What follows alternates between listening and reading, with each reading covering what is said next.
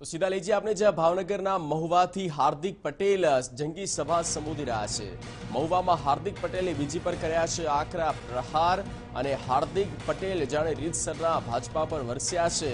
હાર્દિક પટેલની પણ આજે જે સભા જે છે રાહુલ ગાંધીની તેમાં તેઓ સંબોધન કરી રહ્યા છે। સાંભળીએ। બધા જ લોકો આતંકવાદીને અલગાવવાની છે। ગુજરાતના ખેડૂતોનું અપમાન કર્યું, ગુજરાતના યુવાનોનું અપમાન કર્યું। જે ખેડૂત આ ધરતીને પાટું મારે અન્નનો દાણો પેદા કરે એ ખેડૂતોનું અપમાન કરવાનું કામ આ રાજ્યના મુખ્યમંત્રીએ કર્યું છે।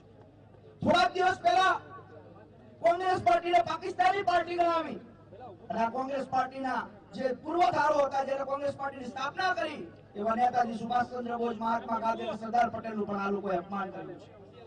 હું આપ સૌ લોકોને વિનંતી કરું છું, આહવાન કરું છું, અહીંયા બધા યુવાનો છે, વડીલો છે, માતાઓ છે, બહેનો છે।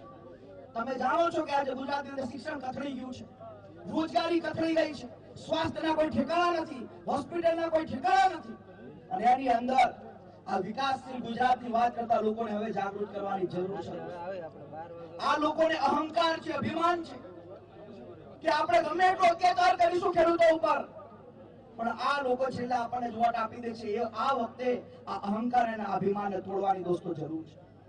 જો 5 વર્ષની અંદર સારું કામ થયું હોત તો નરેન્દ્રભાઈ 5 વર્ષનો વિકાસ બતાવત, પણ કોઈ પણ સારું કામ નથી થયું। એ બાબતે આપણે જાણવાનું છે, સમજવાનું છે અને આ વખતે 23 તારીખે કોંગ્રેસ પાર્ટીને મત આપવાનો છે, કોંગ્રેસ પાર્ટીની સરકાર બનાવવાની છે।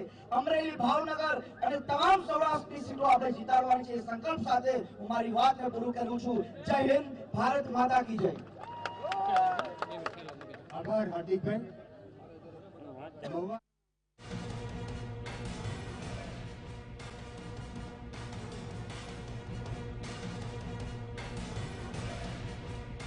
હાર્દિક પટેલ કોંગ્રેસના યુવા નેતા રીતસરના ભાજપા અને નરેન્દ્ર મોદી પર જાણે વરસ્યા। 5 વર્ષમાં કોઈ જ સારા કામો થયા નથી, માત્ર વાતો અને વચનો અને મોટી વાતો।